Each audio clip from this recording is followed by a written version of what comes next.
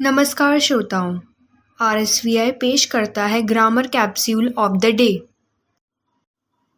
First, preposition of the day. Against. Meaning, used to denote an object's movement away from the source and towards a source. Example, Navya sat leaning against the wall. Second, conjunction of the day. Or. Meaning, used to combine two independent clauses. Examples of coordinating conjunctions are for, and, nor, but, or, yet, and so. Example, do you have a rough notebook or at least a rough sheet of paper? Third, interjection of the day. Hooray!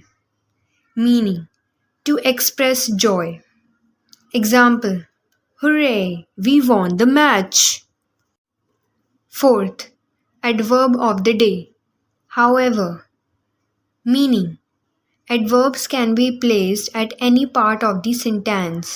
Example, I was planning to go to the supermarket to buy some groceries. However, I did not find the time to go, so I ordered online.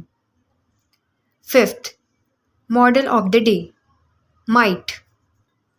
Meaning, used to denote the probability of an action taking place or to make suggestions. Example, it might rain in the evening. Sixth, grammar rule of the day. Rule, write in complete sentences. Example, Katie plays the violin. Seventh, grammar mistake of the day. Mistake, spelling a wrong word. Example, necessary. व्याकरण capsule. पहला, दिन का पूर्व सर्ग। विरुद्ध अर्थ, किसी वस्तु की स्तोत्र से दूर और स्तोत्र की और गति को दर्शाने के लिए उपयोग किया जाता है।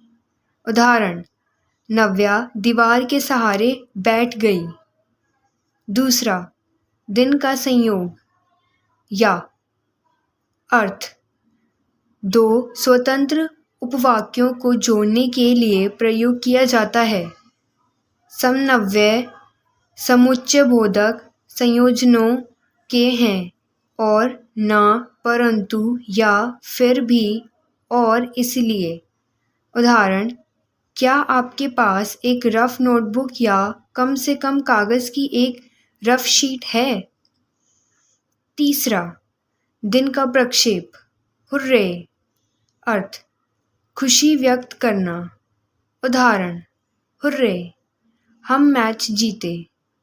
चौथा, आज का क्रिया विशेषण। हालांकि। अर्थ, क्रिया विशेषण वाक्य के किसी भी भाग में रखे जा सकते हैं। उदाहरण, मैं कुछ किराने का सामान खरीदने के लिए सुपरमार्केट जाने की योजना बना रहा था, हालांकि मुझे जाने का समय नहीं मिला, इसलिए मैंने ऑनलाइन ऑर्डर किया। पांचवा, दिन का आदर्श। पराक्रम। अर्थ, का उपयोग किसी कार्य के घटित होने की संभावना को दर्शाने या सुझाव देने के लिए किया जाता है। उदाहरण, शाम को बारिश हो सकती है। छठा, आज का व्याकरण नियम। नियम, पूरे वाक्यों में लिखे। उदाहरण, केटी वायलिन बजाती है। सातवां, आज की व्याकरण संबंधी गलतियाँ। गलती, गलत शब्द लिखना। उदाहरण, आवश्यक। आशा करते हैं आपको हमारा ये सेगमेंट पसंद आया होगा। धन्यवाद।